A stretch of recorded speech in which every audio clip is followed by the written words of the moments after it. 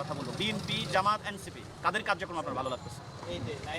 এখন বর্তমান প্রেক্ষাপট বোঝা যাচ্ছে না কিছু, কিন্তু সামনের দিনগুলিতে আমরা জামাতকে চাচ্ছি, কারণ আমরা তিনোটা দলই দেখছি। বাংলাদেশের প্রেক্ষাপটে যে বড় বড় দলগুলাই ছিল, তিনোটা দল দেখছি। এখন আমাদের একটু আশা যে আর একটা নতুন দল দেখার ইচ্ছা, আর কি দেখার ইচ্ছা, তাহলে বুঝতে পারবো যে আসলে কে কি করে গেল, কে কি করতে চাচ্ছে। এটাই আর কি, আর কিছু না। আপনি কি এবার এই জামাত করছেন, আগ থেকে জামাত করেন? আমি কোনো দলই করি না। আগে কোন দল করতেন? আগে আমি কখনোই দল করিনি। আমি ব্যবসায়ী মানুষ, ব্যবসা করে খাই। কিন্তু একসময় আওয়ামী লীগকে ভোট দিয়েছি, একসময় বিএনপিকে ভোট দিয়েছি, একসময় এখন বর্তমানে চাচ্ছি যে জামাতকেও ভোট দেবো। আচ্ছা, বুঝতে পারছি, কিন্তু আপনি এতগুলো দল থাকতে বা আপনার দলের সাথে সম্পৃক্তও না, কিন্তু জামাতকে কেন পছন্দ করলেন? জামাতকে পছন্দ করি, সেটা আমাদের ইসলাম। আচ্ছা, ইসলামের প্রেক্ষাপট দেখে আমি মুসলমান হিসাবে আমি জামাতকে ভালোবাসাটা আমার নৈতিক দায়িত্ব।